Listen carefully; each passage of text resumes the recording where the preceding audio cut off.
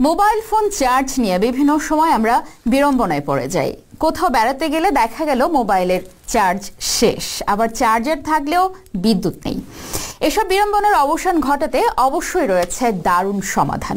একটা পাতিলেবুই আপনার এই চিন্তা কমিয়ে দিতে যথেষ্ট। অবাক হচ্ছেন? মোবাইল চার্জের সাথে পাতিলেবুর কি সম্পর্ক, তার মজার তথ্য জানাচ্ছেন সাদিয়া আফরোজ। মোবাইলে চার্জ দেয়া নিয়ে চিন্তিত থাকেন না এমন লোক খুঁজে পাওয়া কঠিন। চার্জ দিতে না পারায় কতই না সমস্যায় পড়তে হয় অনেক সময়। তবে এই চার্জ সমস্যার সমাধান দিতে পারে একটি পাতিলেবু। অবাক লাগলেও ব্যাপারটি বেশ কার্যকর।